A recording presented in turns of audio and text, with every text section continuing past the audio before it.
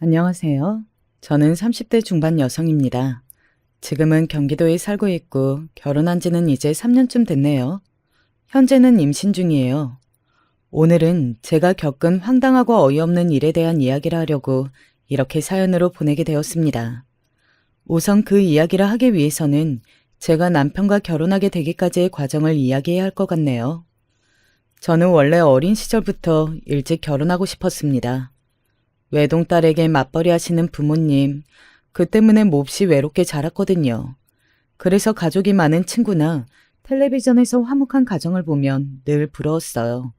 그래서 일찍 결혼해서 아이도 많이 낳고 나도 저런 북적거리고 화기애애한 가정을 만들어야지 하고 생각했던 것 같아요. 하지만 사람은 늘 마음먹은 대로 사라지진 않잖아요. 저도 그랬습니다. 학교에 가고 졸업하고 취직하고 바쁘게 살다 보니 점점 결혼은 한 해, 두 해 미뤘던 것 같아요. 물론 다 집어치우고 결혼을 할 만큼 마음에 드는 사람을 만나지 않은 영향도 물론 크겠지만 말입니다. 사람을 만날 시간이나 여유가 없으면 결혼정보회사 같은 곳에 등록해보는 건 어때? 그거 꼭 시장에 내가 물건처럼 나가는 것 같아서 싫어. 조건 맞는 사람들끼리 시간 절약해서 만나는 건데 꼭 그렇게 생각할 필요가 있어? 조금 고민하다가 등록을 했던 것 같아요. 믿져야 본전이라는 생각으로 말입니다. 궁금하기도 했거든요. 그런 곳에 정말 좋은 사람이 있는지 말이죠. 그리고 그곳에서 지금의 남편을 만났습니다. 사람 인연이라는 게 꼭 만나야 할 인연은 다 만나게 되는 것 같아요. 왜 이런 말을 하냐면 남편과 제가 원래 조금 알던 사이였거든요. 친하지는 않았지만 같은 학교를 나오고 같은 단체에 잠깐 있었습니다. 봉사도 하고 책도 읽고 그런 모임이 있었거든요. 대학 다닐 때요. 사실 저는 몰랐고 남편이 이야기해줘서 알았어요. 저랑 같은 학교 나오셨다고 했죠? 혹시 독서 모임 같은데 가입하신 적 있으세요? 네? 그걸 어떻게... 역시 낯이 있다고 했어요. 저도 거기 가입했었거든요.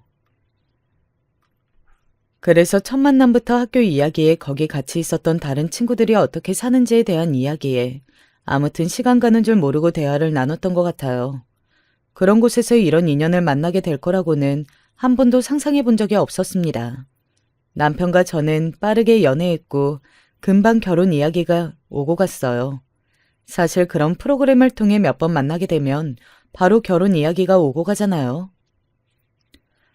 사실 여기 가입한 것도 제 의지가 아니라 여동생이 난리를 쳐서 가입한 거라. 여동생이? 아, 보통 그렇지 않지 않나? 여동생이 내 결혼에 관심이 많아.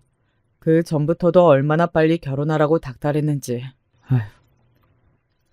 사실 그때까지만 하더라도 여동생이 왜? 라는 생각을 하긴 했지만 깊이 생각하지는 않았어요. 이런저런 사정이야 집안마다 다 다르고 오빠가 여자를 만날 생각도 하지 않고 그러고 있으면 답답할 수 있겠다고 생각하긴 했었거든요. 하지만 이상하다 생각했던 적은 있었습니다. 한 번은 이랬던 적이 있어요. 여동생이 자기 한번 보고 싶다는데 같이 밥이나 먹을까? 오빠 여동생이? 나를? 결혼 생각 있냐고 그래서 내가 있다고 했더니 한번 보고 싶다고 하더라고. 앞서 이야기했듯 저는 우애가 좋고 화기애애하고 이런 가정을 동경했기에 빨리 결혼하고 싶었다고 이야기했잖아요. 그래서 이런 관심이 싫지만은 않았습니다. 오히려 좋았어요. 그래서 그러자고 하고 날까지 잡고 좋은 식당까지 예약해서 당시 남자친구였던 남편의 여동생을 봤었습니다. 우리 오빠 어디가 그렇게 좋으세요? 오빠요? 사람이 다정하고 또 제 말을 잘 들어주고 그런 부분이 좋아요. 혹시 우리 오빠한테 제 이야기 들으신 거 있어요? 별다르게 들은 이야기는 없고 결혼정보회사 여동생분이 추천해서 가입했다고는 하더라고요. 맞아요. 제가 이렇게 안 하면 평생 혼자 살 것 같아서 하라고 닥달을 좀 했어요. 엄마가 그렇게 며느리를 보고 싶어 하는데 자꾸 늦어지니까.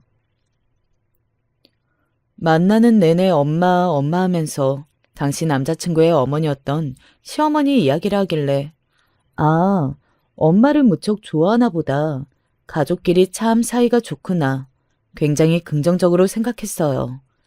지금 와서 돌이켜보면 저도 참 자각이 없었구나 싶네요. 그렇게 좋은 게 좋은 거라고 생각을 하고 다 받아들었던 저에게도 이건 좀 하는 부분이 아예 없는 건 아니었어요. 혹시 결혼하면 아이는 몇 쯤 낳으실 생각이세요? 혹시 나중에 시어머니가 아프면 어떻게 할 생각이세요? 혹시 가족끼리 자주 모이고 이런 거 어떻게 생각하세요? 처음 만난 자리에서 그런 질문들을 마구 쏟아내더군요. 처음에는 차분히 제 생각을 이야기했습니다. 아이는 만약 몸이 허락한다면 최대한 많이 낳고 싶다. 남편이랑 상의를 해봐야 할 문제다. 뭐 이런 식으로 말이죠. 그런데 다 대답을 하고 보니 약간 취조당한 기분이 들긴 하더라고요. 그만해. 너 지금 면접 보냐? 아니, 이 정도도 못 물어봐? 네가 유난인 거야. 이러다 도망가면 어쩌려고 그래? 남편이 반쯤은 농담으로 그렇게 이야기하니 신우이는 입을 삐죽거리면서 입을 닫더군요. 저는 그래서 그냥 귀엽다 생각하고 넘겼던 것 같습니다. 오빠 일에 관심이 많은 귀여운 여동생 정도로 말이죠. 그랬으면 절대 안 됐는데 말입니다. 아무튼 그 만남이 있고 얼마 지나지 않아 결혼 이야기가 나왔고 저희 집, 남편 집 순서대로 인사를 갔습니다.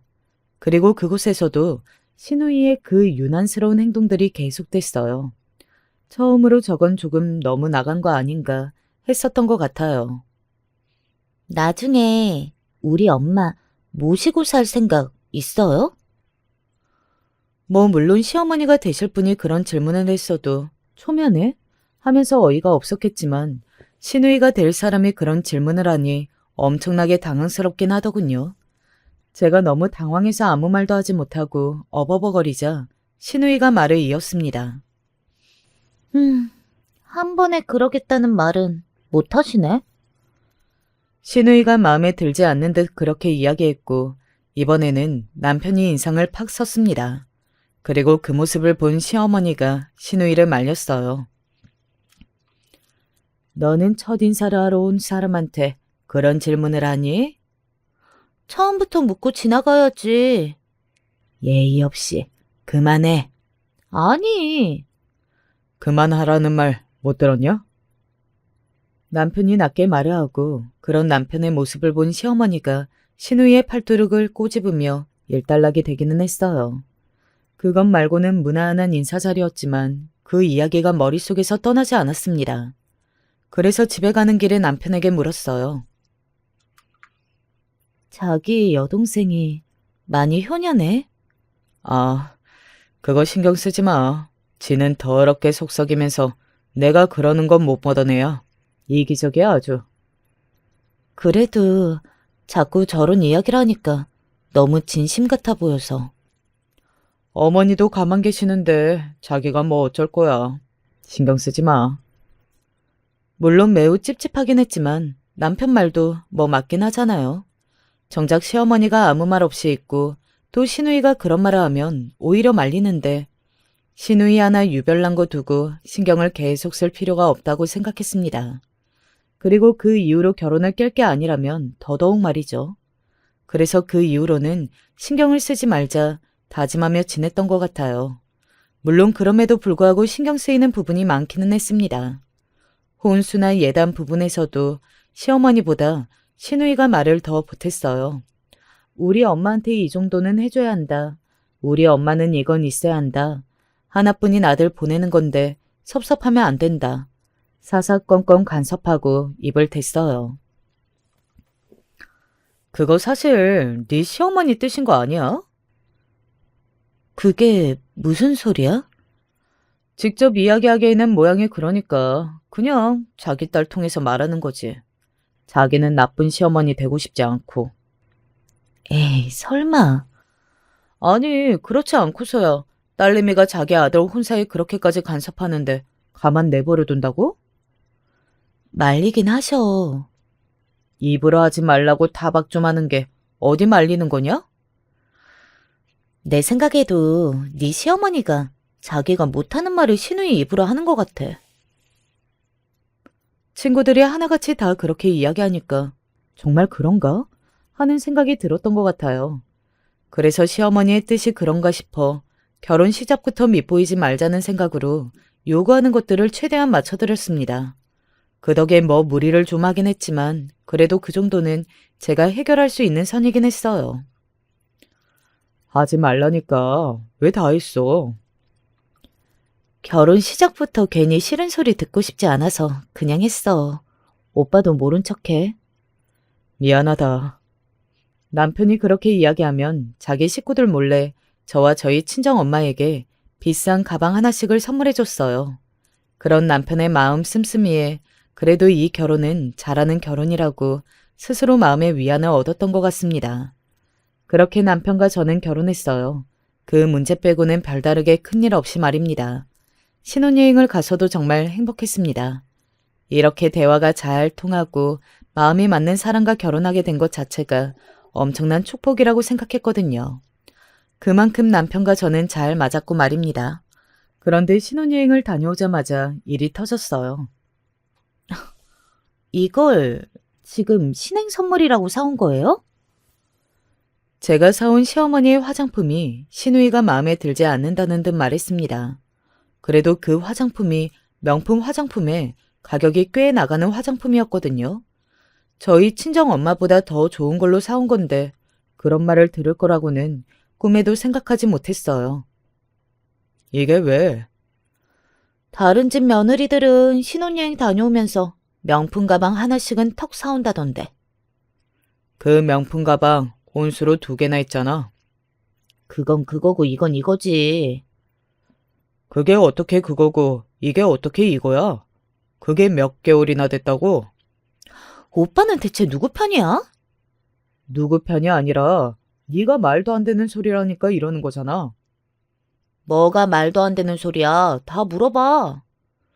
진짜 다 물어볼까? 다른 집도 시누이가 이렇게까지 간섭하고 난리치는지? 남편의 그 말에 시누이는 입을 딱 다물더군요. 그런 두 사람의 모습을 보며 시어머니가 한마디를 했습니다. 아이고, 늙으면 죽어야지.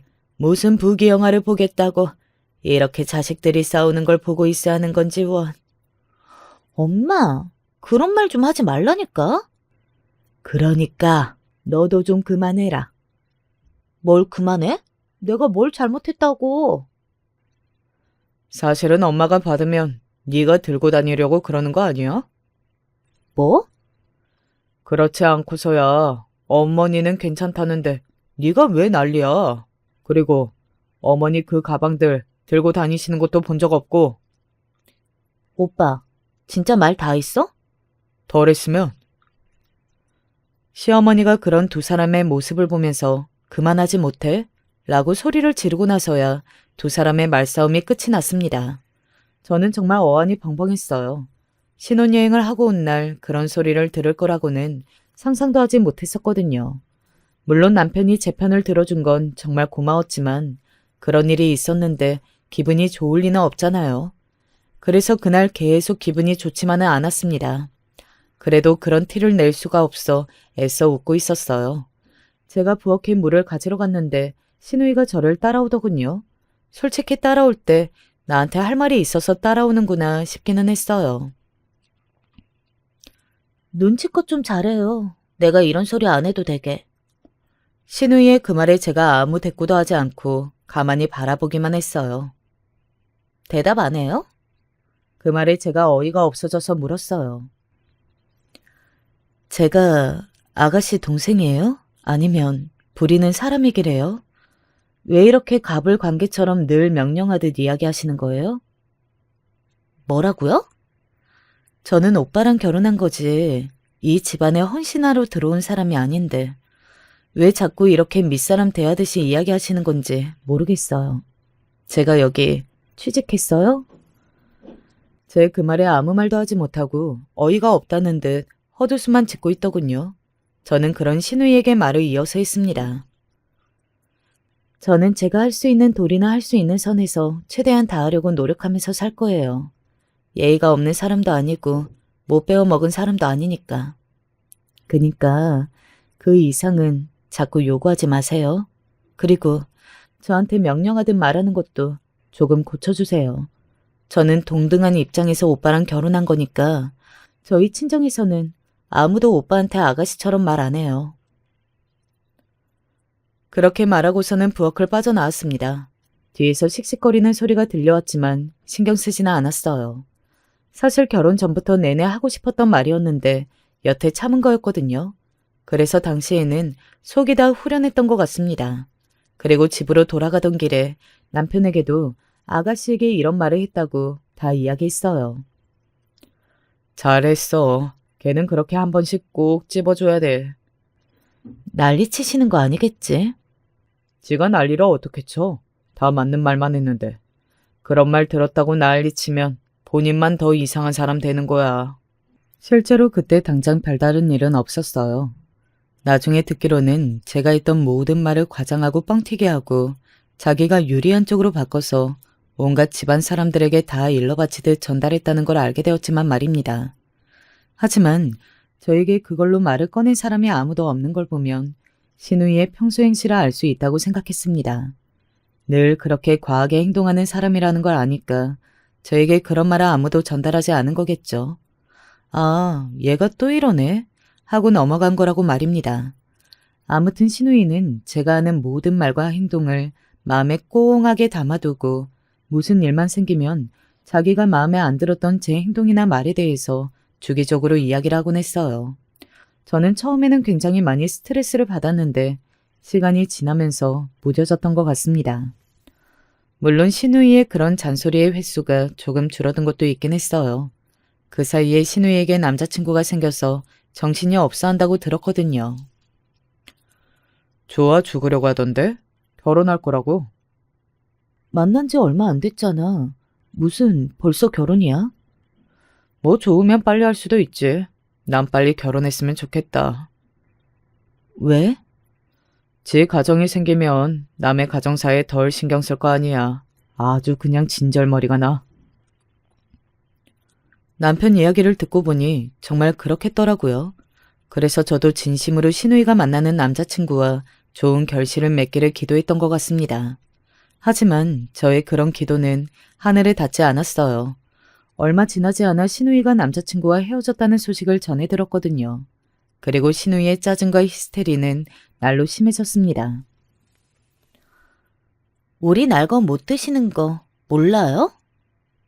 아는데 사람들 많으니까 다양하게 드시라고 사왔어요. 다른 것도 많고요.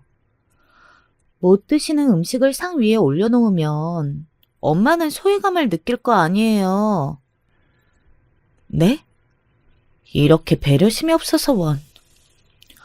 정말 말도 안 되는 이유로 트집을 잡아댔어요. 오히려 그건 다행이었습니다. 정말로 한 귀로 듣고 한 귀로 흘릴 수 있으니까요.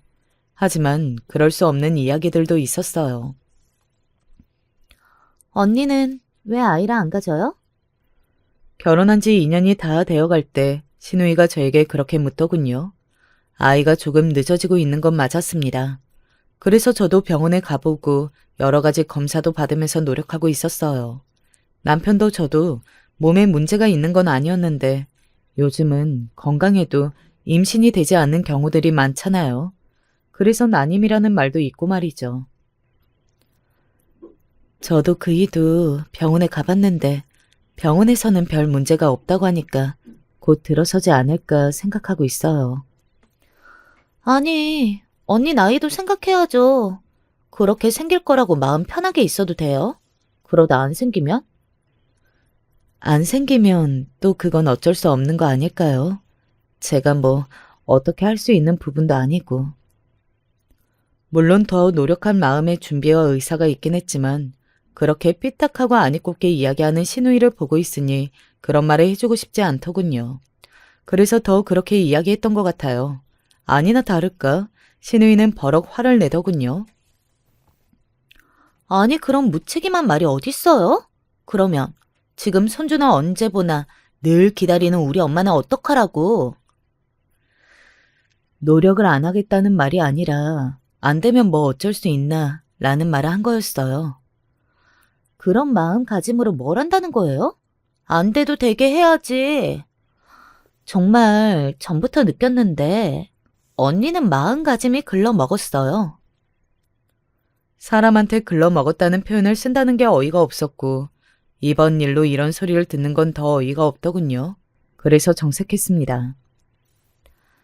아이 일은 저와 오빠가 알아서 할 문제고 안 가질 생각도 없고 노력도 하고 있으니 들어설 거라고 한 게 대체 어디가 글러먹은 마음가짐이에요? 그리고 설사 저희가 아이를 갖지 않겠다고 해도 그건 아가씨가 상관할 일이 아니에요. 왜 이렇게 오빠랑 제 일에 간섭을 하시는 거예요? 가족이니까 그렇죠. 가족끼리도 지켜야 할 선이라는 게 있는 거예요. 아가씨는 늘 그 선을 넘으시잖아요. 뭐라고요? 언니, 지금 말 다 있어요? 앞으로는 그러시지 말아주셨으면 좋겠어요. 저 기분 나쁘니까.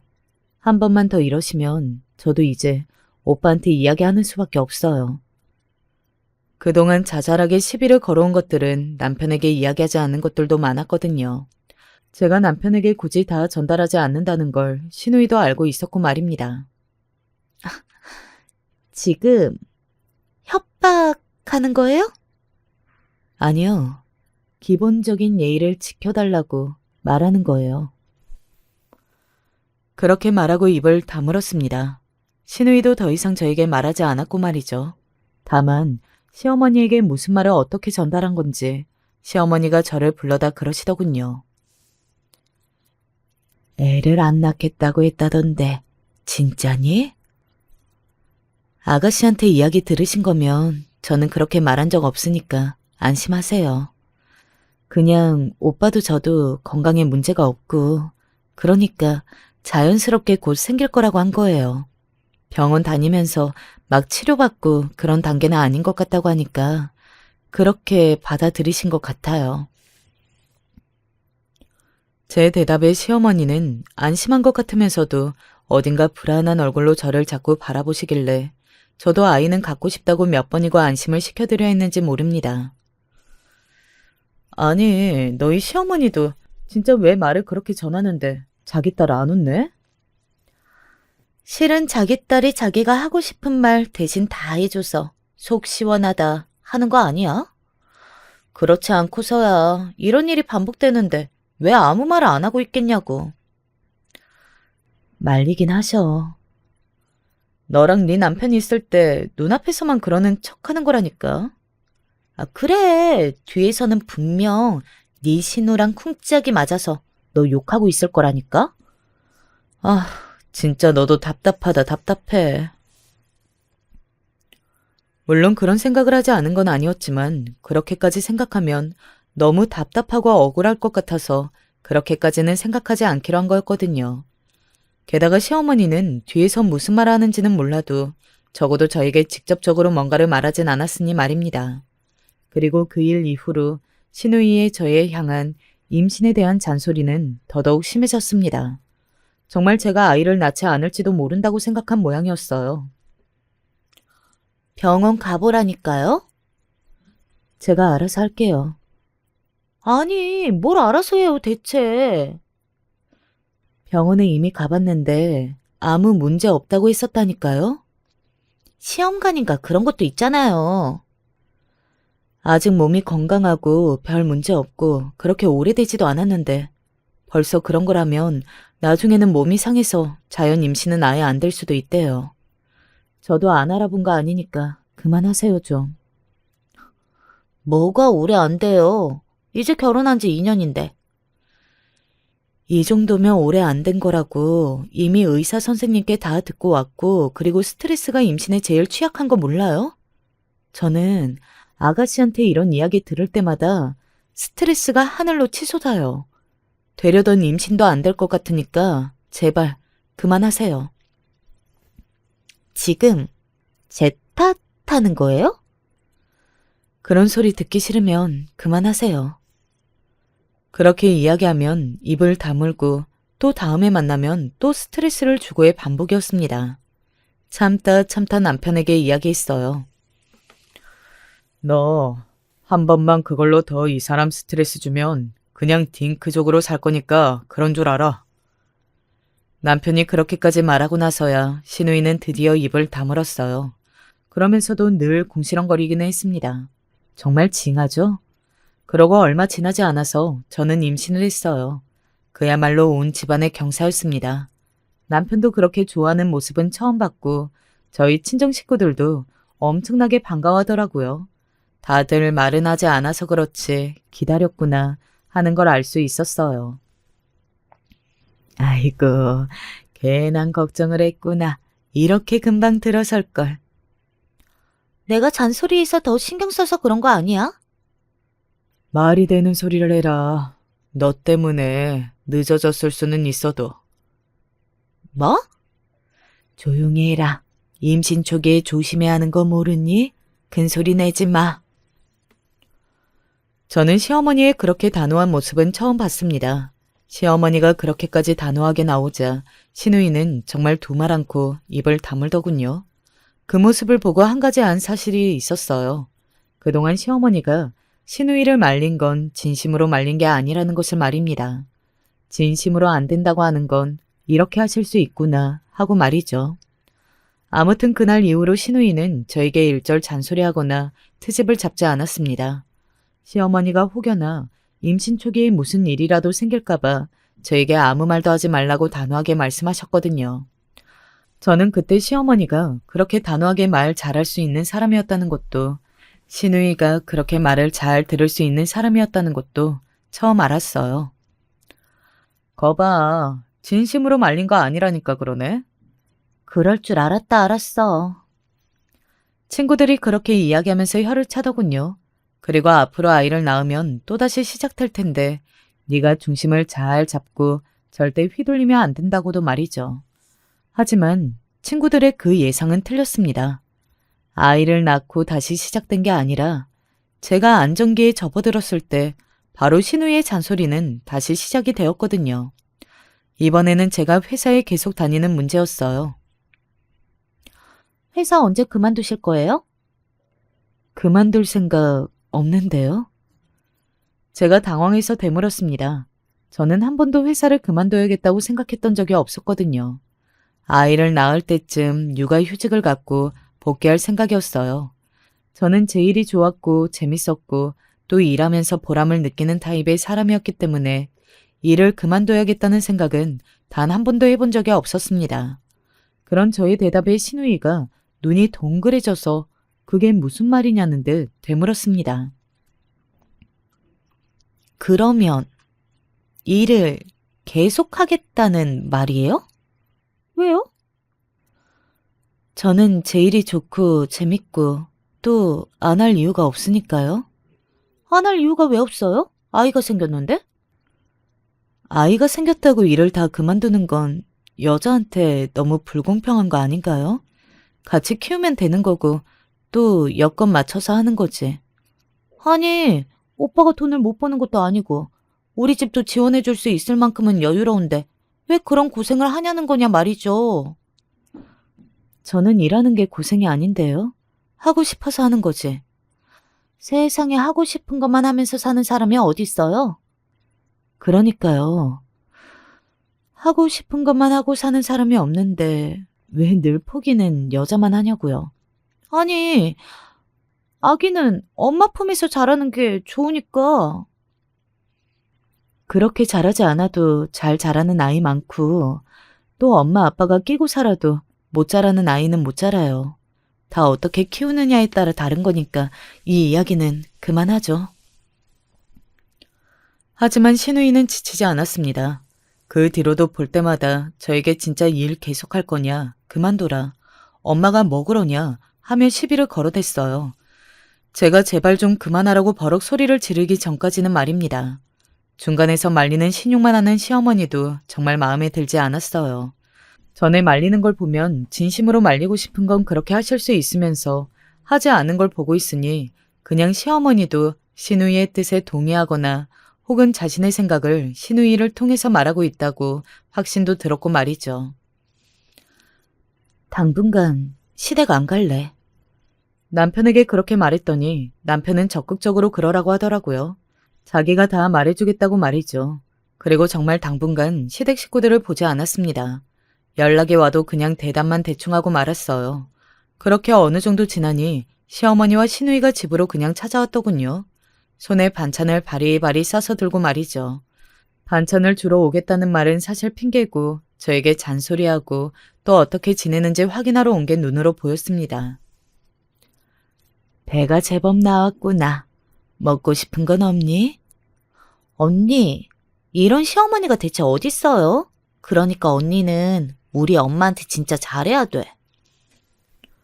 바란 적도 없었고 스트레스로 얼굴 보고 싶어 하지 않은 사람에게 굳이 찾아와서 그런 말을 하니 열이 확 올랐지만 반찬까지 해서 집으로 온 시어머니의 성의를 무시할 수는 없어서 입을 다물었습니다. 하지만 시누이의 잔소리는 계속 이어졌어요.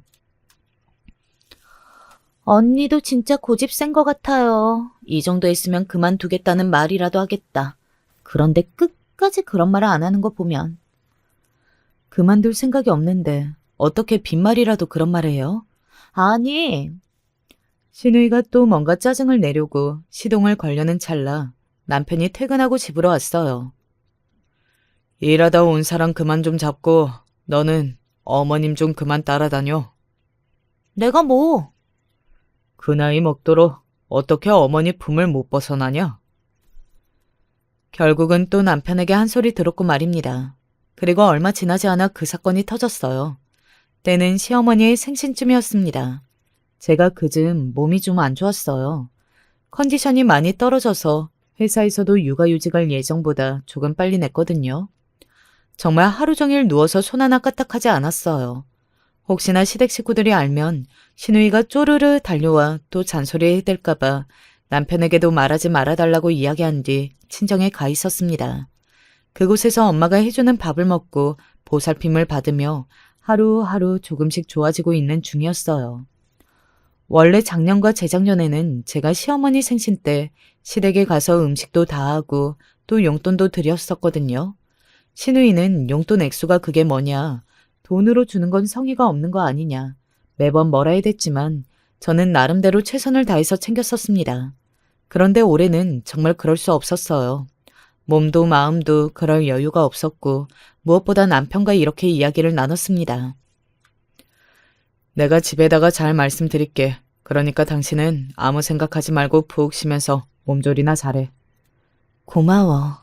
마음 한편으로는 불편함도 없지 않아 있었지만 그런 걸 다 생각할 여유가 없긴 했어요. 그래서 걱정 말고 쉬자라고만 생각하고 시어머니 생신이 다가와도 아무것도 하지 않았습니다. 하지만 생신날 전화를 드리긴 했어요. 시어머니도 아무 내색하지 않으시고 정신 없을 텐데 연락 줘서 고맙다 라고만 하셔서 그냥 남편이 잘 이야기했구나 하고만 생각했습니다.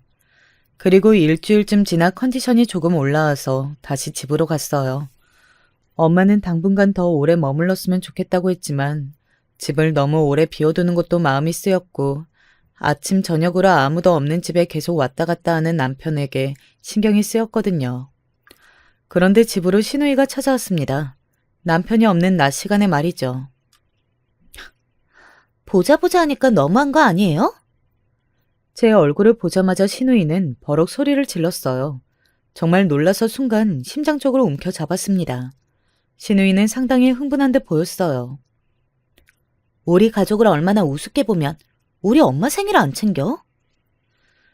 우습게 본 게 아니라 오빠가 이야기 안 했어요? 내가 컨디션이. 컨디션 같은 소리 하네. 지금 시기에 유산 위험이 있는 것도 아니고 지금 얼굴 보니까 멀쩡하구만. 그걸 핑계라고 대요? 핑계가 아니라 진짜 라고 말하는데 시누이가 순간 제 뺨을 후려쳤습니다. 제가 고개가 휙 돌아갔어요. 그러고는 아무 말도 하지 못하고 뺨을 부여잡고 신우이를 바라봤습니다. 얼마나 세게 맞았는지 입안이 터진 것 같더라고요. 비릿하게 피맛이 나는 게 느껴졌습니다. 내가 그동안 많이 참았는데 보자 하니까 사람이 정도를 모르네. 우리 엄마 무시하죠? 그니까 말을 하나도 안 듣지. 그리고 결국 이렇게 생신도 건너뛰고 우리 엄마가 얼마나 서러웠겠어요? 제가 가만히 듣고 있다가 말했습니다. 어머니가 그러세요? 서럽다고? 아니, 지금 그 말이 아니잖아요. 그리고 꼭 말해야 알아요? 척하면 척이지. 어머님은 괜찮다고 몸조리 잘하라고 하시던데요. 그건 우리 엄마가 사람이 좋아서. 제가 이 정도로 맞을 짓을 한 거예요? 인상을 팍 쓰며 말했습니다. 그러자 신우이는 처음에는 당황한 듯 하다가 자신만만하게 말을 다다다 이어가더군요. 그동안 내가 많이 참았는데 우리 가족 우습게 보니까 나한테도 이러는 거잖아. 지금도 봐. 한 대 더 맞을래요? 그 말이 너무 어이가 없어서 기가 딱 차려고 하는데 아랫배가 뭉쳐오는 게 느껴졌습니다. 악 하고 배를 움켜잡고 주저앉았어요. 신우이는 놀라서 아무것도 하지 못하고 허둥거리는 게 느껴졌습니다. 겁도 났겠죠. 자신한테 맞고 제가 이러고 있으니 말입니다. 아무것도 하지 않고 당황만 하는 신우이를 보며 정말 힘겹게 제가 제 손으로 병원에 전화를 했어요. 그리고 병원에 가는 것도 혼자 했습니다. 정신을 차려보니 신우이는 도망을 가고 없더군요. 너무 놀라서 병원으로 곧장 달려온 남편에게 오늘 있었던 일을 가감없이 다 이야기했어요. 절대 그냥 넘어갈 수 없었거든요. 때렸다고? 나 이대로는 당신이랑 가족 못할 것 같아. 그냥 우리 이혼하자. 저는 도저히 그런 신우이와 더 이상 가족으로 할 수가 없어서 남편에게 말했습니다. 남편이 이렇게 대답하더군요.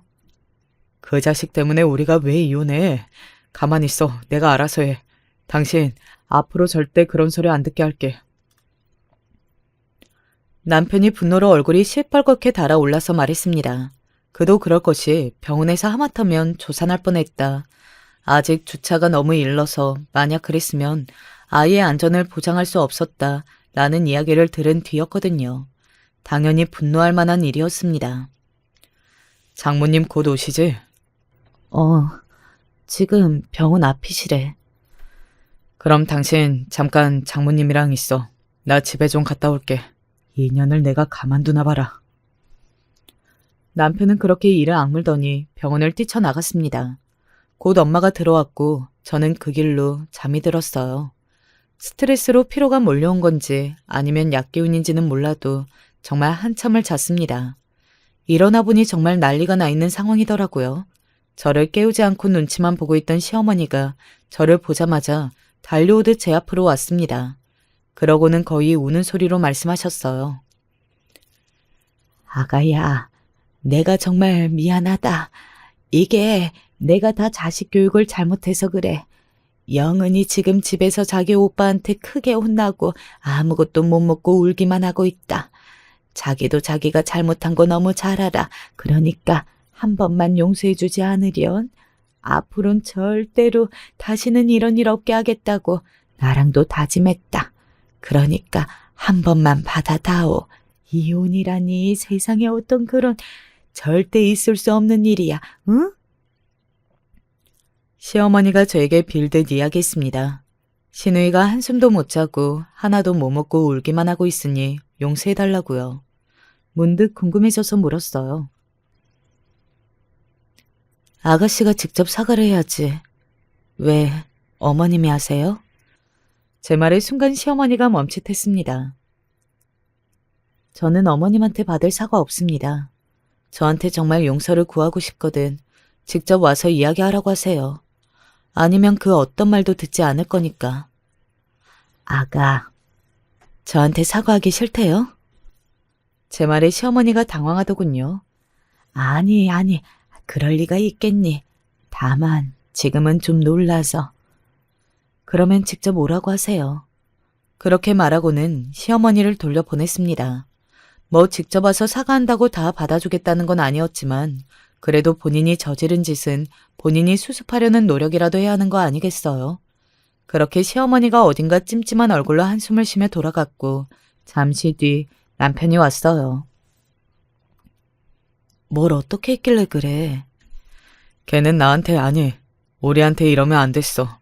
요즘 가만히 냅뒀더니 이게 지금 자기가 과거에 한 짓도 다 까먹고. 왜? 무슨 짓? 남편은 그제야 모든 이야기를 다 해줬습니다. 사실 신우이는 사고를 여러 번 쳤었다고 하더군요. 사치를 좋아하고 남자를 만나면 정신없이 퍼주기 바쁜 연애를 반복했던지라 본인이 버는 것보다 늘 쓰는 게 많았고 그 때문에 빚을 지다 못해 사채까지 손을 댔었다고요. 남편은 한두 번 그 빚을 갚아주다가 도저히 이대로는 안 되겠다 싶어서 각서를 쓰게 하고 공증까지 다 받아두었다고 합니다. 그리고 동영상까지 찍어뒀다더군요. 무슨 동영상? 자기가 한 짓이 뭔지 자기 입으로 이야기하는 동영상.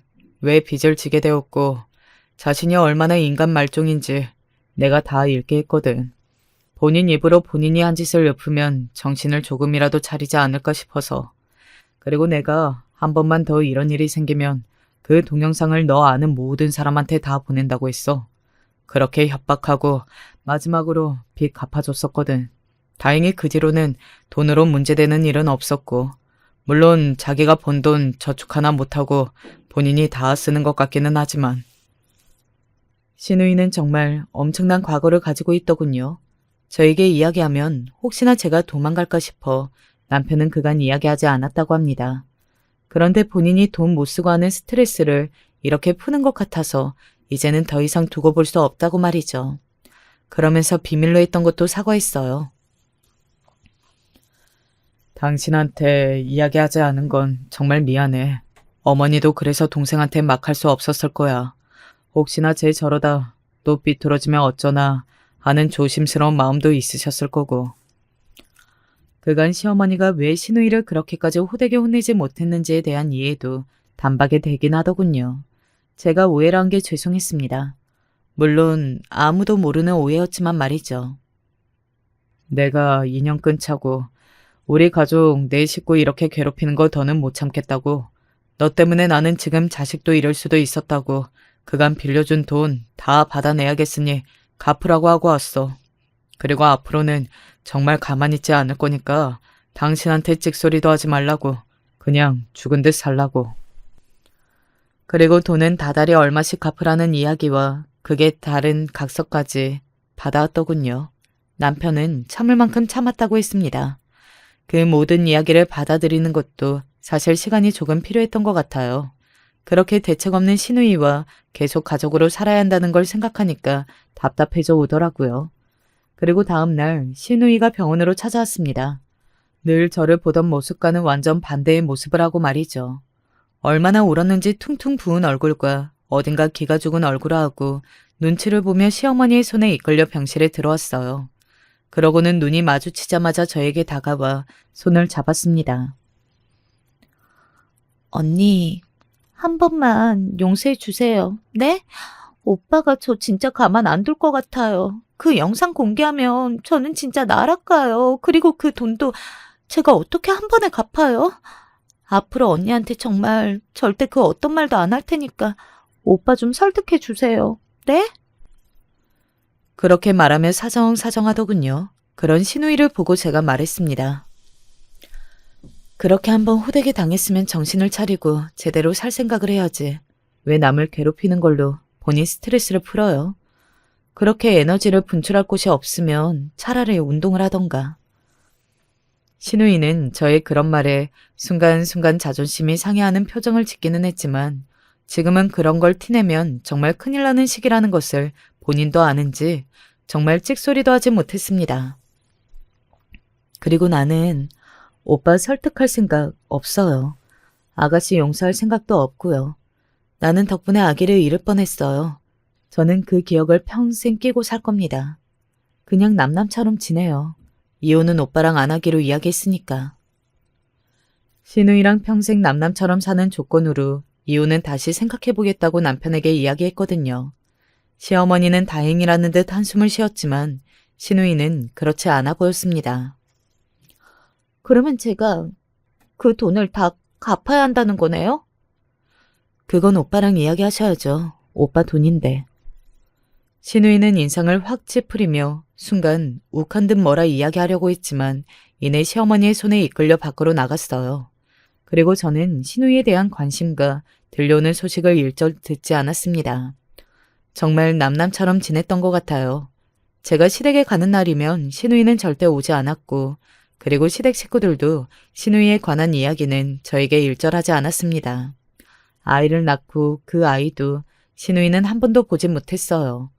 조카를 많이 기다렸는데 조카의 얼굴을 언제일지 모르는 시간 동안 보지 못하게 된 겁니다.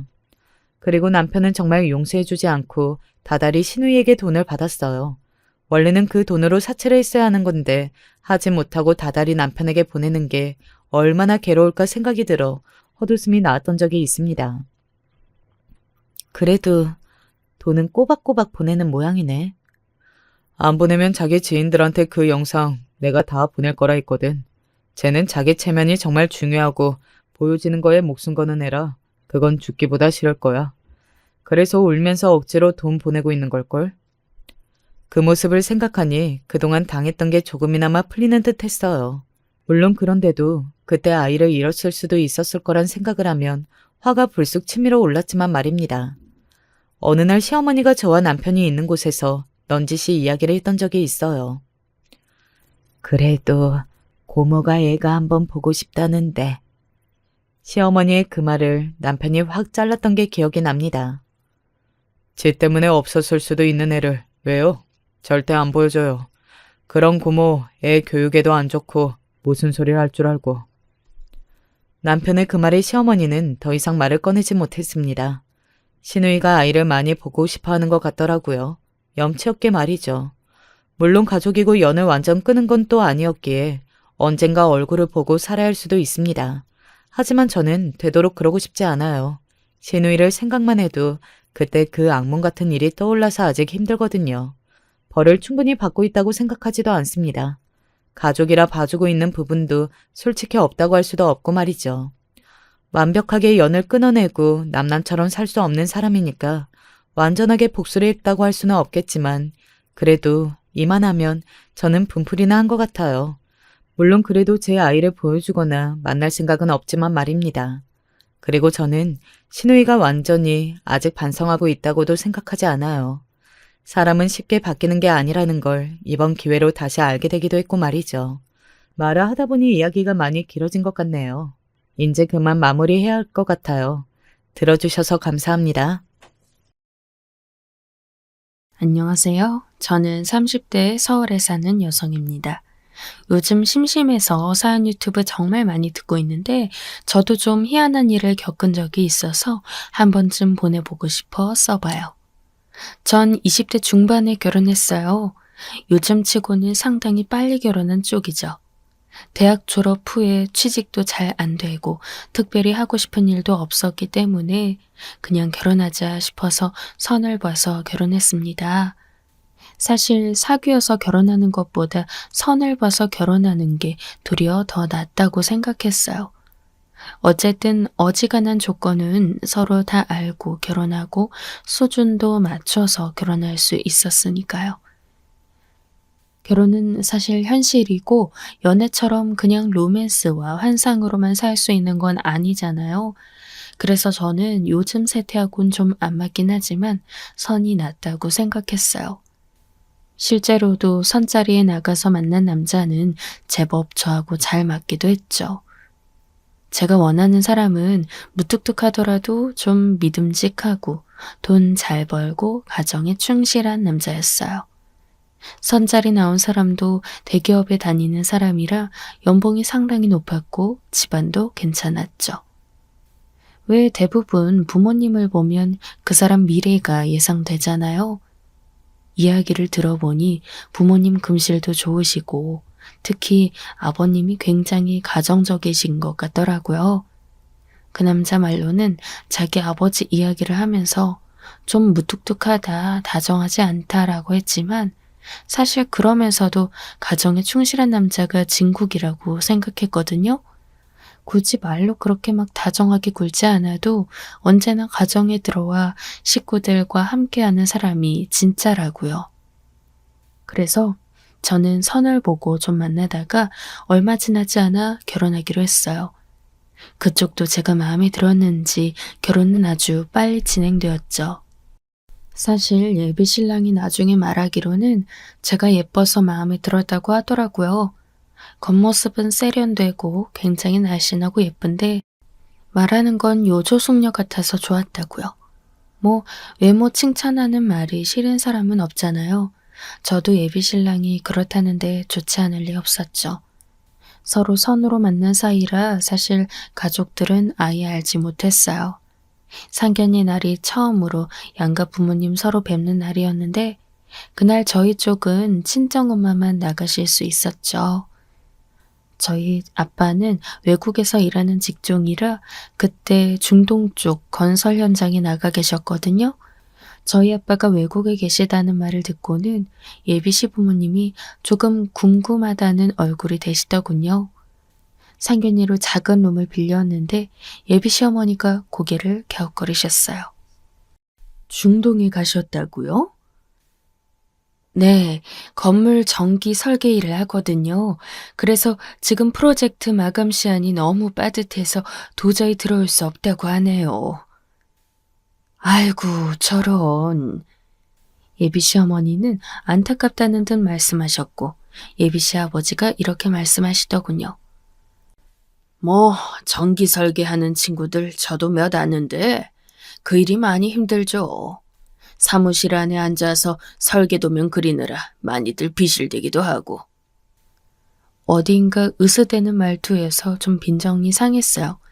사실 전기 설계란 일이 건설 현장에서 인부들과 같이 열심히 씨름해야 하는 직업이기도 해서 절대 사무실 안에서만 있는 일은 아니거든요.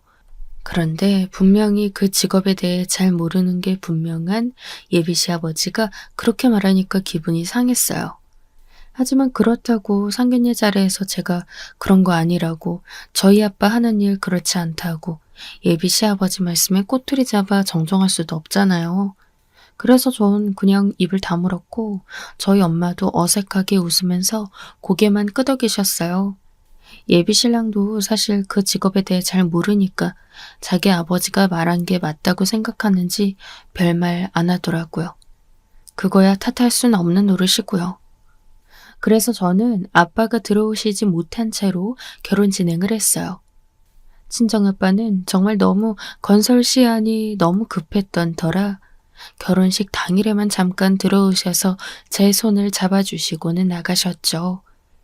아빠는 일이 너무 고되셨는지 평소보다 너무 마른 얼굴이었어요. 게다가 검은 정장까지 입고 계시니까 더 말라 보이셨죠. 결혼식 당일에 들어오시는 아빠 모습을 보니 안타까움이 솟더라고요. 아빠, 왜 이렇게 초췌하세요? 아, 일이 그렇게 됐다. 네 결혼식에 이렇게 시간 맞춰 온 것만 해도 참 다행이구나. 너 결혼하는 거 보고 또 바로 나가야 돼. 아니, 그 일이 그렇게 기한이 급해요? 그래. 사실 내가 이렇게 나오면 안 되는 상황인데 너 결혼만은 내가 지켜봐야 해서 왔단다. 그래도 하나밖에 없는 딸 결혼식을 내가 참석도 안 하는 건 말이 안 되잖니. 아빠는 절 끌어안고는 토닥여 주셨어요. 사실 아빠가 일을 해서 돈을 잘 버셨기에 저희가 편안하게 살 수 있었죠. 하지만 중동까지 나가서 하는 건설 일이라는 게 절대 몸이 편할 리 없었어요. 중동 쪽 기후가 워낙 더워서 아빠가 자주 살이 오르내리기도 하셨고요. 아빠는 정말 후다닥 결혼식 참석만 하고 저희 시댁 부모님께 잠시 인사만 나누고서 또 출국을 하셨어요. 그래도 그렇게라도 아빠가 제 결혼식에 참석해 주셨다는 게 참 기쁜 일이었죠. 시아버지는 그런 아빠와 정말 잠시 얼굴 보고 인사만 나누신 뒤 혀를 차셨어요. 에휴, 건설 일이라는 게 참 바쁘고 더럽고 힘든 일이지. 아, 네. 사돈어른도 꽤 안색이 안 좋으시구나. 그런데 시아버지 말투가 좀 불쾌했어요. 바쁘고 더럽고 힘든 일이라니. 물론 맞는 말이긴 했지만 그렇다고 사돈 직업에 대해 저런 식으로 말하는 건 좀 이상하잖아요. 전 피로 현장에 서서 시아버지의 그 말씀을 들으면서 몹시 불쾌해졌어요.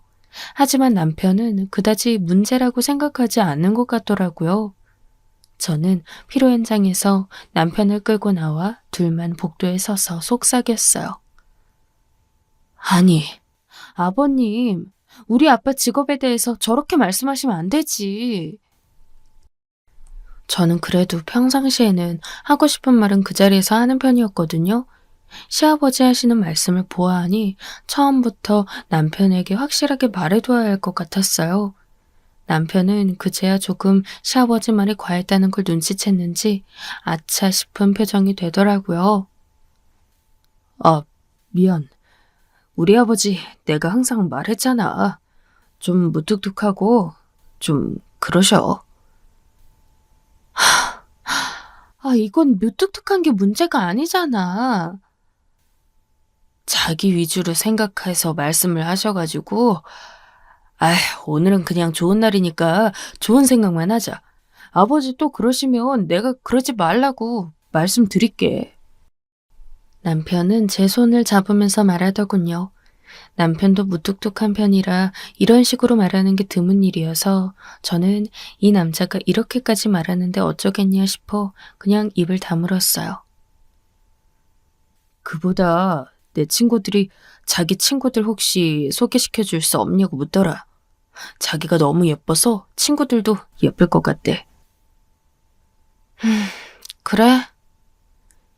예쁘다고 하는데 기분 나쁠 사람은 없죠.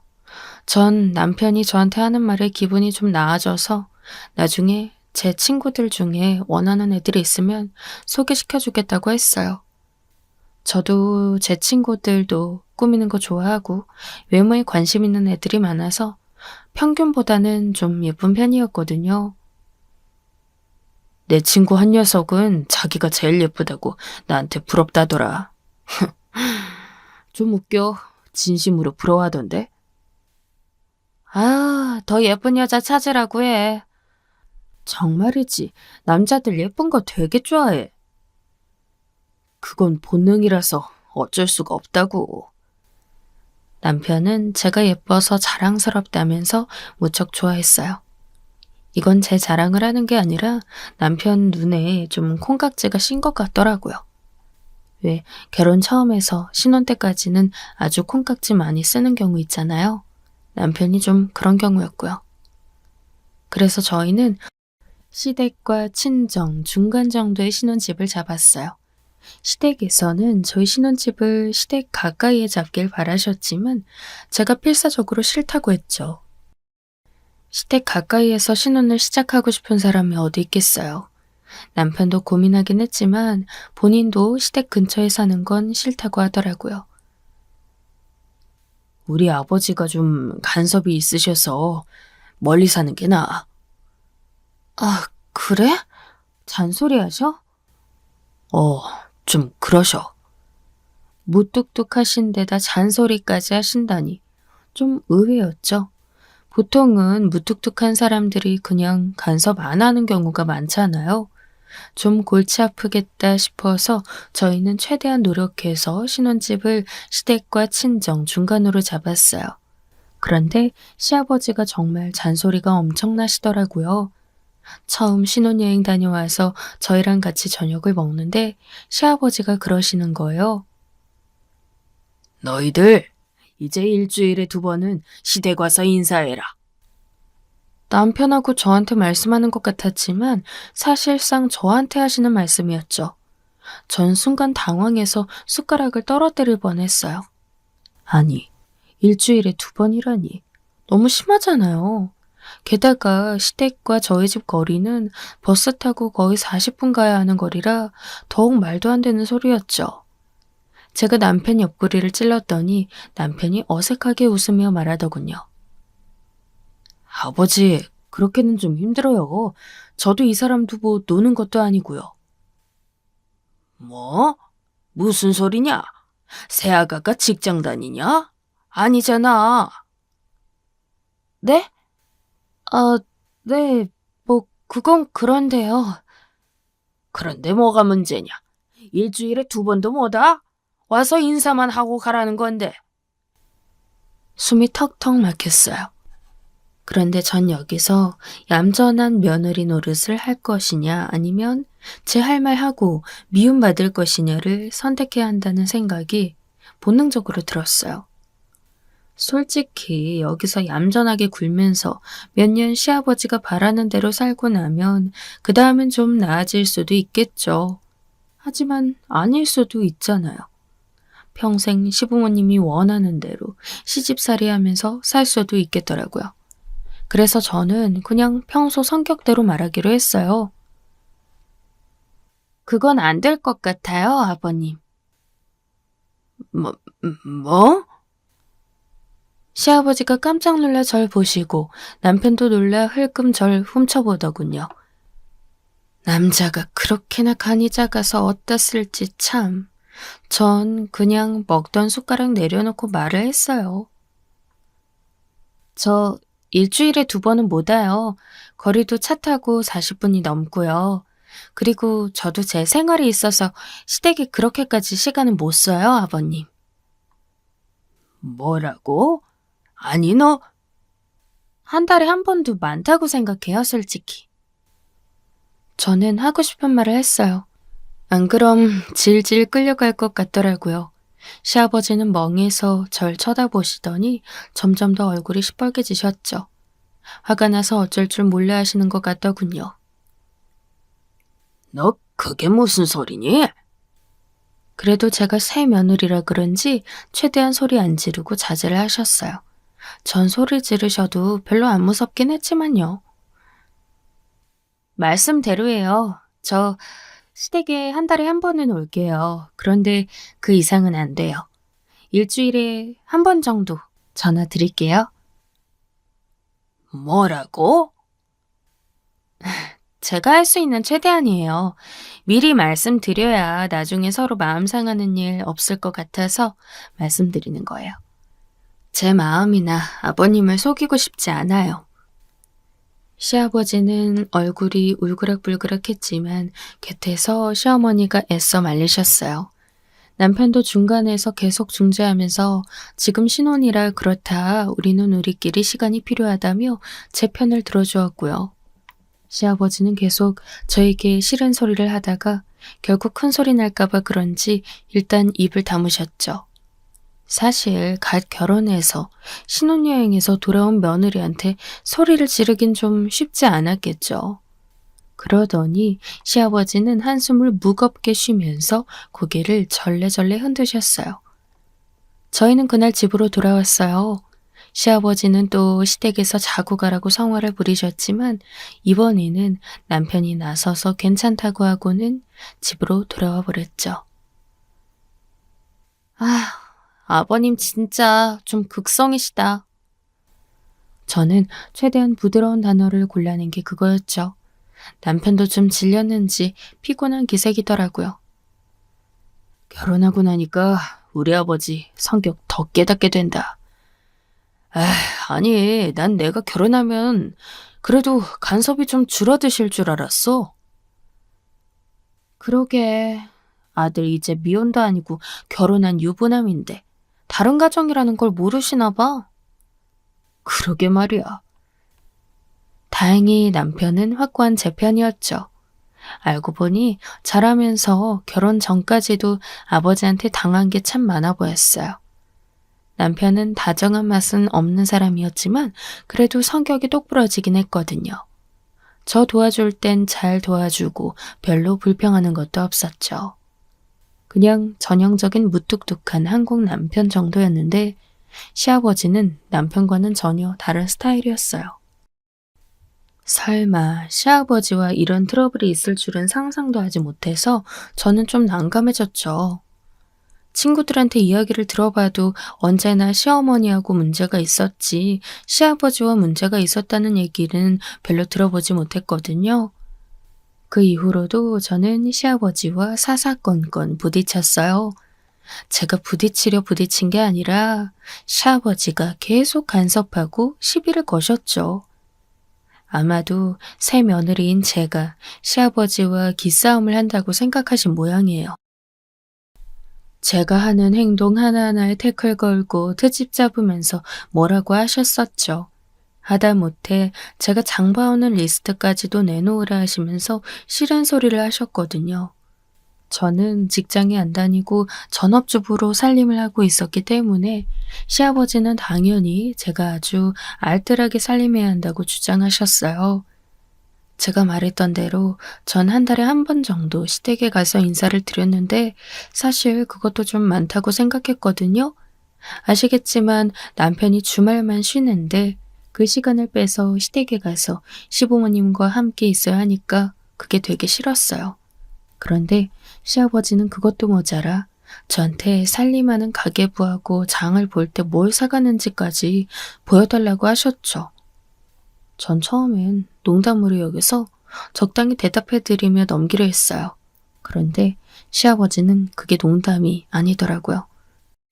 저녁 식탁 앞에 식구들이 모여 앉았는데 시아버지가 그러시는 거예요.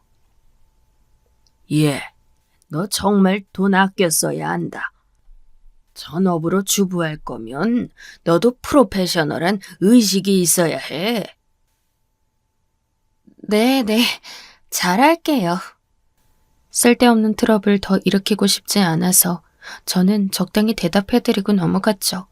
하지만 시아버지는 거기 넘어가지 않고 계속 꼬치꼬치 캐물었어요.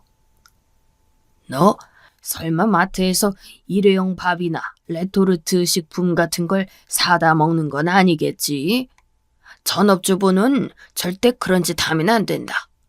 너희 시어머니도 몇십 년 나와 같이 살았지만 평생 레토르트는 손도 안 댔다. 아유, 여보, 요새 애들은 그런 거 먹을 수도 있죠. 그게 무슨 소리야? 요즘 애들이라고 뭐 달라? 남자만 돈 벌어오는데 집에서 살림하는 여잔 당연히 돈 아껴 쓰고 근검절약해야지. 시어머니가 제 편을 들어주시려고 한마디 하셨다가 시아버지가 도리어 크게 화를 내셔서 무척 뻘쭘한 표정이 되었죠. 전 그냥 알겠다고만 대답하고 숟가락을 놨어요. 입맛까지도 떨어지더라고요. 시아버지는 거기에 이어 제 외모에 대해서도 관리를 하려고 하셨어요. 여자가 말이다. 집에만 있으면서 피부 관리한다고 비싼 화장품 쓰고 비싼 옷 입고 그러면 안 되는 거다. 자고로 소박하고 조신하게 집에 있으면 되는 거야. 아, 네.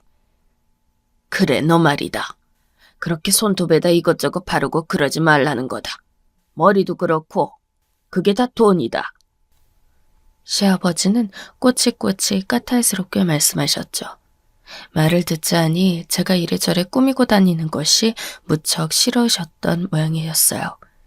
하지만 남편은 제가 예쁘게 관리하는 걸 무척 좋아해서 저와 남편은 서로 말없이 눈빛만 교환하고 그냥 시아버지한테 그때만 고개를 끄덕이며 알겠다고 했어요.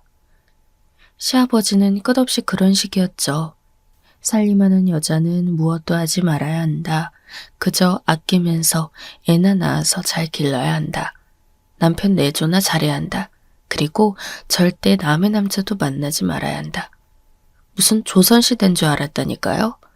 남편이 결혼하면서 자기 아버지에 대해 했던 말 중 무뚝뚝하고 자기 위주로 말한다는 말이 뭔지 알겠더라고요. 좋은 말로 자기 위주지 엄청 가부장적이고 유쾌하지 않은 분이었어요. 게다가 그냥 가부장적이기만 하면 괜찮은데 시어머니를 그렇게나 잡았죠. 시아버지와 함께 계시면 어머니는 항상 기를 못 폈어요. 저는 시어머니와 사이가 상당히 좋은 편이었는데요. 시어머니는 굉장히 얌전하고 다른 사람한테 강요도 안 하는 분이었죠. 그런데 시아버지는 시어머니 모든 것이 다 못마땅한 것처럼 매번 짜증을 부리시곤 했어요. 밥을 먹으려고 식탁 앞에만 앉아도 그런 말이 시작됐죠. 당신 말이야. 대체 이게 반찬이라고 차렸어? 죄송해요, 여보. 오늘 차린다고 차렸는데. 이것도 어제 먹던 거잖아. 정신이 있는 거야, 없는 거야? 내가 벌어다 준 돈으로 대체 뭐 하고 살아? 집구석에서 뭐 해? 미안해요. 시어머니는 시아버지의 그런 호통에 항상 일어나 미안해하시면서 반찬을 다른 것으로 가져오셨어요. 하지만 그것도 어제 먹던 거다, 그저께 먹었던 거다 하며 시아버지가 항상 화를 냈죠. 하루는 그게 너무 스트레스를 받아서 전 시댁에서 나오면서 남편한테 물어본 적이 있었어요. 자기, 아버님 대체 왜 저렇게 어머님한테 화를 많이 내셔? 그게... 남편은 잠시 망설였어요. 아버지가 원래 좀 그런 편이라 그래. 뭐 다른 거 있는 건 아니고? 그게 말이지. 하지만 제가 이상해서 계속 캐물으니 답을 해주더라고요. 사실은 어머니가 오래전에 한번 다른 남자와 문자 주고받다가 걸린 적이 있으시거든. 그 후로 아버지 성격이 저렇게 되셨어. 정말? 뭐 외도 같은 거였어? 내가 보기에는 본격적인 외도는 아니고 뭐 시간 지나면 그렇게 발전했을 수도 있는 상황? 남편은 고개를 갸우뚱했죠. 자기 어머니가 바람 피웠을지도 모르는 상황이라는데 남편은 별로 거부감이 없어 보여서 신기했어요. 아니, 당신은 별 생각 안 들어? 뭐 나라도 아버지 같은 배우자면 좀 다른 사람 만나고 싶었을 것 같거든. 아, 그래?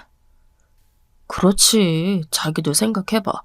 우리 아버지 같은 사람하고 같이 평생 산다고. 남편은 짜증스럽다는 듯 고개를 절레절레 흔들었어요. 그렇게 생각하니까 완전 이해가 됐죠. 남편도 자기 아버지를 굉장히 싫어하는 편이었고 시어머니도 속으로는 싫어하실 수밖에 없는 상황이었어요. 하여간 저런 사람 하나가 온 가족 속을 다 긁어놓는다니까요. 전 이해가 되어 고개를 끄덕이면서 한숨을 쉬었죠. 남편은 이어서 말했어요. 그 이후로 어머니 전화고 문자고 죄다 검사해서 사실 너무 보기도 불편하고 싫어. 적당히 하시면 좋겠는데. 너무하시네. 그래. 듣는데 순간 약간 의처증이 아닌가 싶었어요. 남편은 그렇게까지 생각은 안 하는 것 같았는데 제3자가 보기엔 당연히 그런 것 같았죠. 정말 가지가지한다 싶었어요.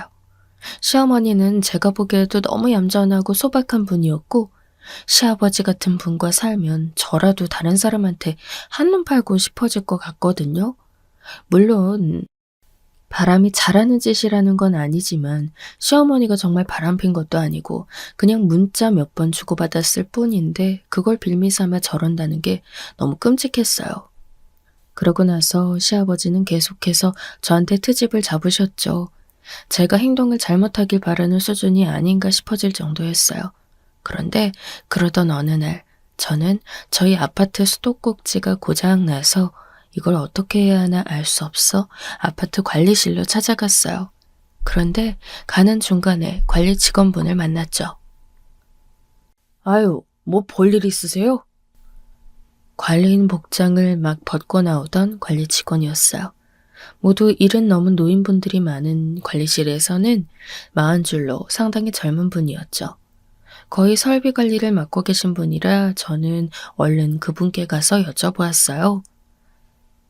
혹시 저희 수도꼭지가 고장나서 그러는데요. 이거 어떻게 해야 하나요? 관리실에서 고쳐주시나요? 수도꼭지요? 그건 주민분들이 알아서 사다가 교체하셔야 하는 거라. 어머, 저 그거 못하는데. 저희 아저씨도 너무 바빠서 지금 손을 댈 수가 없는 상황이고요. 걱정이 벌컥 됐어요. 아니, 저는 아예 그런 설비 만지는 데는 젬병이었고 남편은 그때 무척 바빠서 밤에 야근하고 들어와 쓰러져 자는 수준이었죠. 제가 걱정을 하면서 한숨을 쉬자 그 관리 직원분이 난처한 얼굴을 하시더니 저한테 귀띔을 해주셨죠. 아, 사실은 저희 사무실에 수도꼭지 여분 2억이 남은 게 있긴 한데요. 그거 좀 고쳐드릴까요? 어머, 정말요? 아, 그럼 저야 감사하죠. 저는 반색할 수밖에 없었죠. 그 관리 직원분이 워낙 설비를 잘 만지는 분이라 지난번 집에 보일러 고장났을 때도 신세를 졌거든요. 그래서 제가 이것저것 좀 챙겨드렸는데 그래서인지 이번에도 흔쾌히 저희 수도꼭지 교체를 도와주신다고 한 거예요. 관리 직원은 사무실로 들어가 한참 뭔가를 찾더니 곧 수도꼭지 박스를 하나 가지고 왔어요. 저는 얼른 그분과 같이 저희 집으로 들어가 수도꼭지를 고쳤죠. 수도꼭지가 너무 오래되어 아래 위로 손잡이를 움직일 때마다 덜컹거리는 게 좀 불편한 게 아니더라고요. 소리도 너무 크고요. 관리 직원은 수도꼭지를 떼어내고 솜씨 좋게 다시 새 것으로 교체해 주었어요. 전 너무 고마워서 얼른 냉장고에서 바카스 두어 병과 개봉 안 한 롤케이크를 박스째로 가져가 그분께 쥐어드렸죠. 그리고 그 사이 10,000원짜리 한 장도 넣어드렸어요. 아유, 사모님, 뭐 이런 걸 다. 얼른 가지고 가세요. 제가 항상 신세를 져서 정말 면목이 없네요. 저는 정말 관리 직원분이 고마웠어요.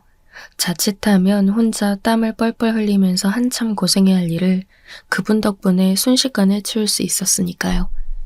전 어차피 장도 보러 가야 했고 해서 관리 사무실까지 그 관리 직원분과 이야기 나누며 나온 뒤 시장으로 향했어요.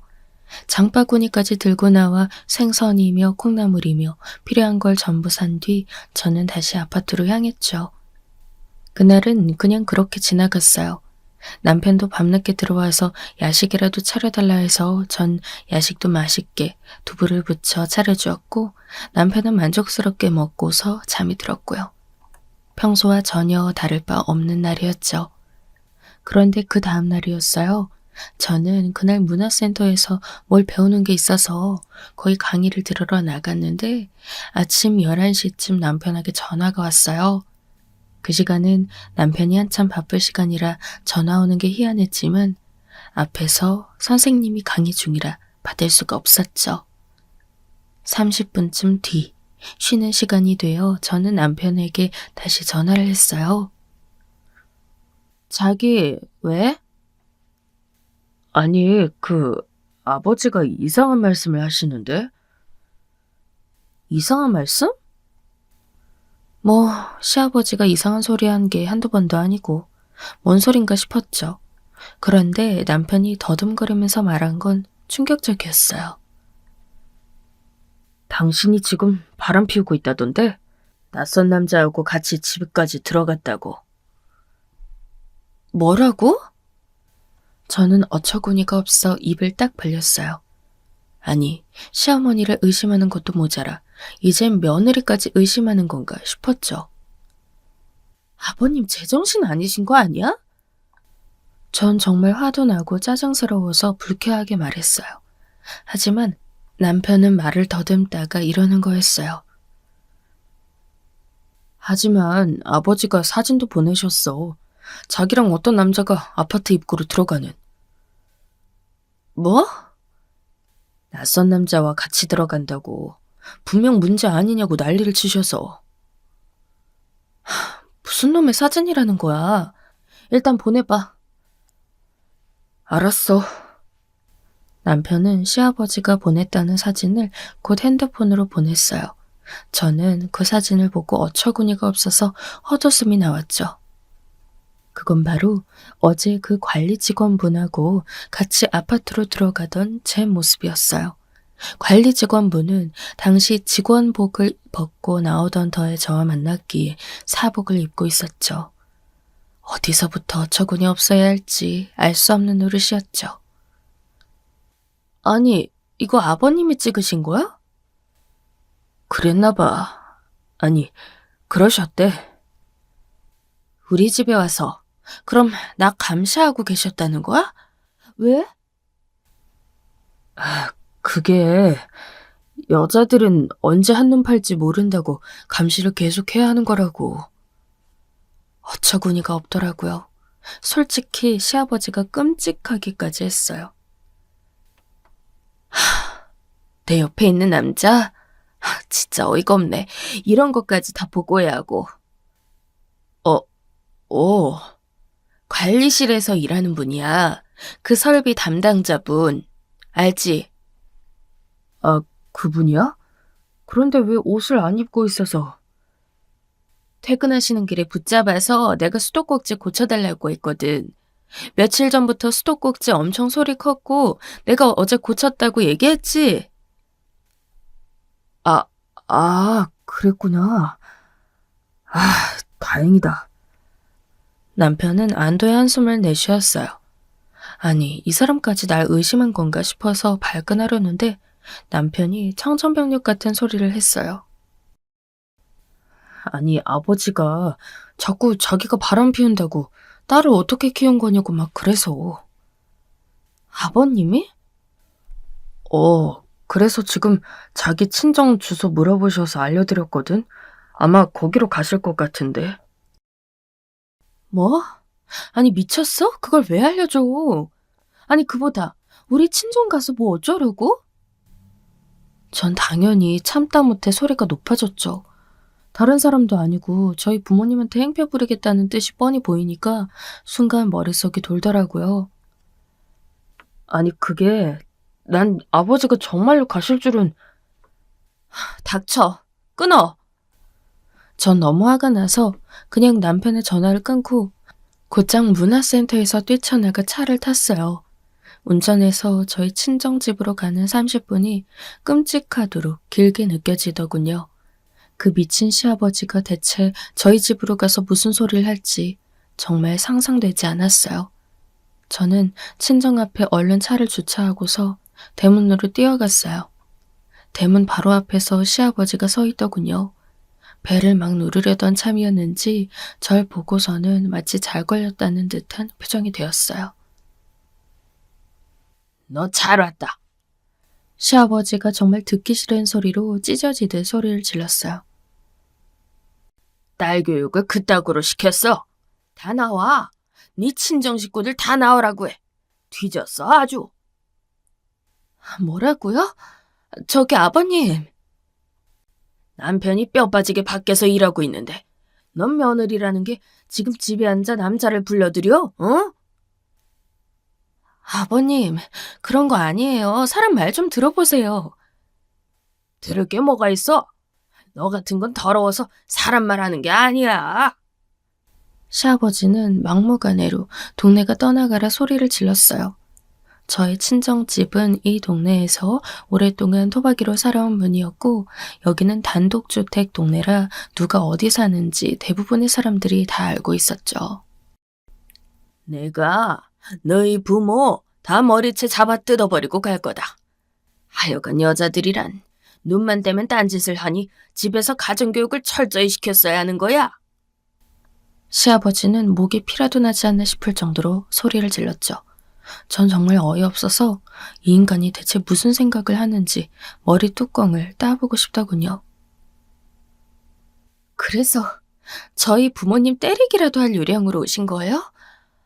정말 대개 아드님 이혼당하는 꼬락서니 보고 싶어요?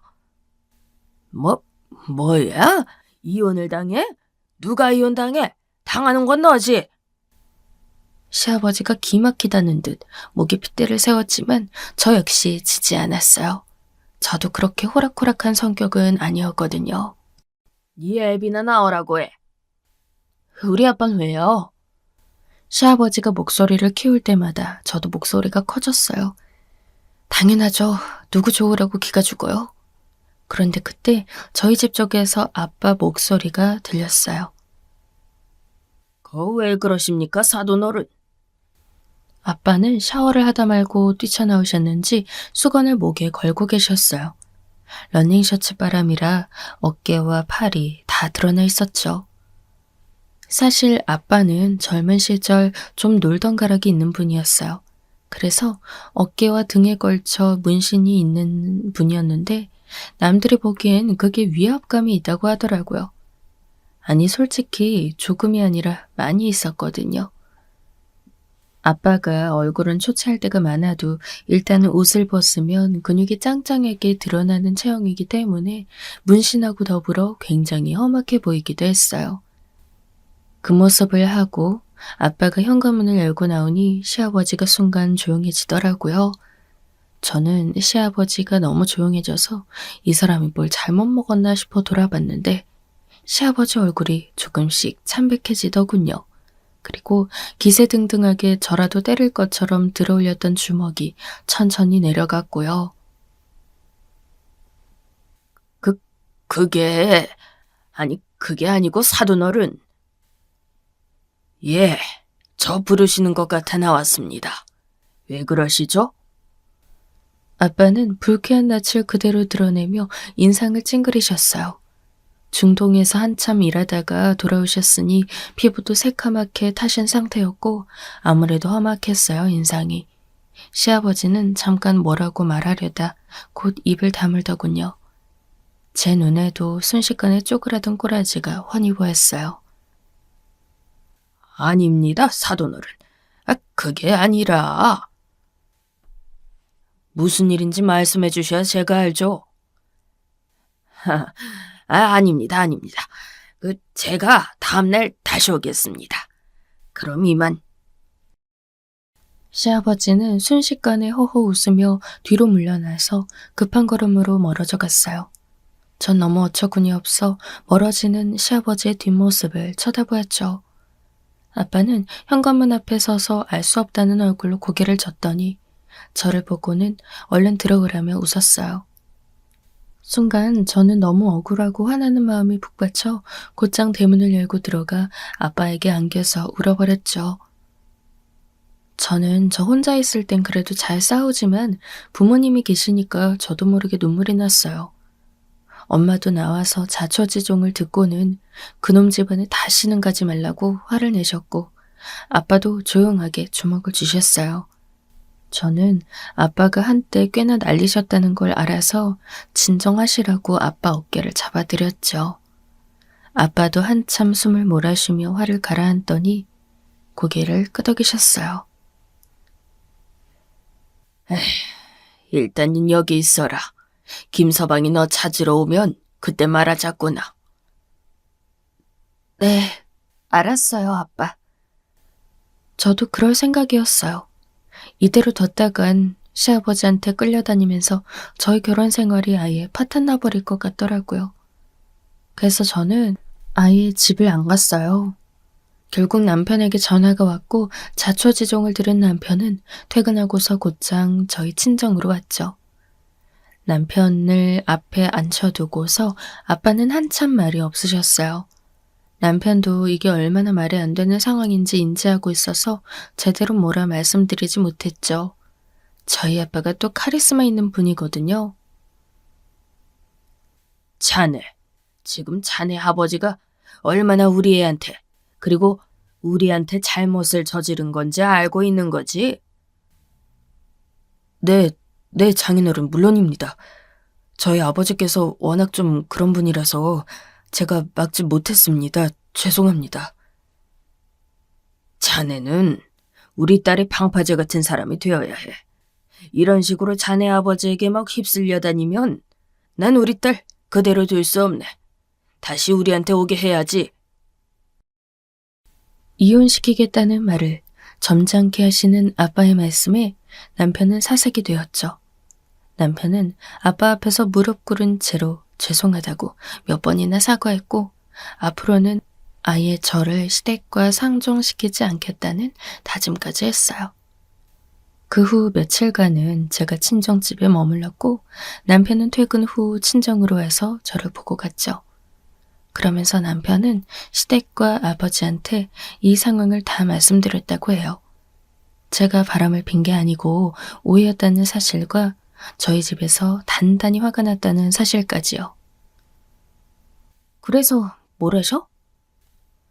그럴 수도 있는 거라고 하시는데 당신은 신경 쓰지 마. 내가 알아서 할게. 남편도 정말 징그럽다는 듯이 이를 갈더군요. 평생 오죽 많이 당했을까요? 며칠 뒤 저희는 다시 저희 집으로 돌아갔어요. 남편은 정말 본인이 알아서 시아버지와 싸웠고 시아버지가 절대 저한테 관여하지 못하도록 해주었어요. 시아버지도 저한테 곧장 난리를 피우진 못하더라고요. 아마 저희 친정아빠를 보고 무서웠던 기억 때문인 것 같았죠. 저야 감사한 일이에요.